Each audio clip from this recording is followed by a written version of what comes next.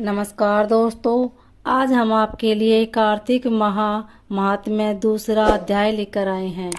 कथा सुनने के बाद आप हमारे चैनल का सब्सक्राइब करें, बेल आइकन को प्रेस करें ताकि हमारे वीडियो की नोटिफिकेशन सबसे पहले आप तक पहुंचे। वीडियो को लाइक और शेयर जरूर करें। सिमर चरण गुरुदेव के, लिखूं शब्द अनूप, कृपा करे भगवान, सत्यचित आनंद स्वरूप। भगवान श्री कृष्ण आगे बोले, हे प्रिय, जब गुणवती को राक्षस द्वारा अपने पति एवं पिता के मारे जाने का समाचार मिला तो वह विलाप करने लगी। हाँ नाथ, हाँ पिता, मुझको त्याग कर तुम कहाँ चले गए? मैं अकेली स्त्री तुम्हारे बिना अब क्या करूं? अब मेरे भगवान, वस्त्र आदि की व्यवस्था कौन करेगा? घर में प्रेम पूर्वक मेरा पालन पोषण कौन करेगा? मैं कुछ भी नहीं कर सकती। मुझ विधवा की कौन रक्षा करेगा? मैं कहाँ जाऊं? मेरे पास तो अब कोई ठिकाना भी नहीं रहा। इस प्रकार विलाप करते हुए गुणवती चक्कर खाकर धरती पर गिर पड़ी और बेहोश हो गई। बहुत देर बाद जब उसे होश आया तो वह पहले की ही भांति करुण विलाप करते हुए शोक सागर में डूब गई। कुछ समय के पश्चात जब वह संभली तो उसे ध्यान आया कि पिता और पति की मृत्यु के बाद मुझे उनकी क्रिया करनी चाहिए जिससे उनकी गति हो सके। इसलिए उसने अपने घर का सारा सामान बेच दिया और उससे प्राप्त धन से उसने अपने पिता एवं पति का श्राद्ध आदि कर्म किया। तत्पश्चात वह उसी नगर में रहते हुए 8 पहर भगवान विष्णु की भक्ति करने लगी। उसने मृत्यु प्रयत्न एवं नियम पूर्वक सभी एकादशियों का व्रत और कार्तिक महीने में उपवास एवं व्रत किए।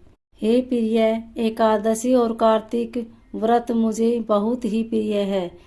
इनसे मुक्ति, भुक्ति, पुत्र तथा संपत्ति प्राप्त होती है। कार्तिक मास में जब तुला राशि पर सूर्य आता है तब ब्रह्म मुहूर्त में उठकर स्नान करने व व्रत उपवास करने वाले मनुष्य मुझे बहुत प्रिय है। पाप भी किए हो तो भी स्नान व व्रत के प्रभाव से उन्हें मोक्ष प्राप्त हो जाता है। कार्तिक में स्नान, जागरण, दीपदान तथा तुलसी के पौधे की रक्षा करने वाले मनुष्य साक्षात भगवान विष्णु के समान है। कार्तिक मास में मंदिर में झाड़ू लगाने वाले, स्वास्थ्य हैं बनाने वाले तथा भगवान विष्णु की पूजा करने वाले मनुष्य जन्म मरण के चक्कर से छुटकारा पा जाते हैं।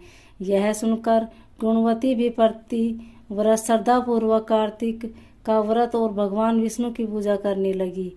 हे प्रिय, एक बार उसे जवर हो गया और वह बहुत कमजोर भी हो गई। फिर भी वह किसी प्रकार गंगा स्नान के लिए चली गई।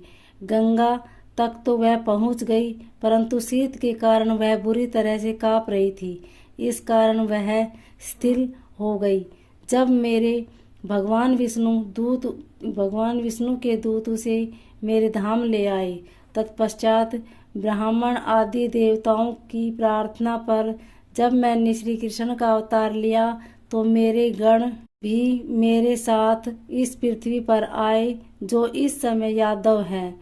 तुम्हारे पिता पूर्व जन्म में देव शर्मा थे तो इस समय सत्राजित है।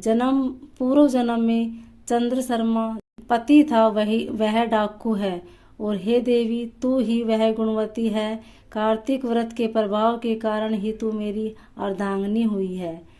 पूर्व जन्म में तुमने मेरे मंदिर के द्वार पर तुलसी का पौधा लगाया था। इस समय वह तेरे महलों के आंगन में कल्प वृक्ष के रूप में विद्यमान है। उस जन्म में जो तुमने दीपदान किया था उसी कारण तुम्हारी देह इतनी सुंदर है और तुम्हारे घर में साक्षात लक्ष्मी का वास है, क्योंकि तुमने पूर्व जन्म में अपने सभी व्रतों का फल पति स्वरूप विष्णु को अर्पित किया था। उसी के प्रभाव से इस जन्म में तुम मेरी प्रिय पत्नी हुई हो। पूर्व जन्म में मैं तुमने नियम पूर्वक जो कार्तिक मास का व्रत किया था उसी के कारण मेरा और तुम्हारा कभी वियोग नहीं होता। इस प्रकार कार्तिक मास में व्रत आदि करने वाले मनुष्य मुझे तुम्हारे समान प्रिय है।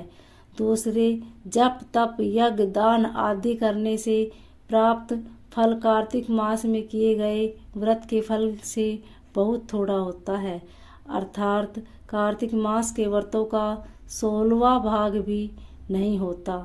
इस प्रकार सत्यभामा भगवान श्री कृष्ण के मुख से अपने पूर्व जन्म के पुण्य का प्रभाव सुनकर बहुत प्रसन्न हुई।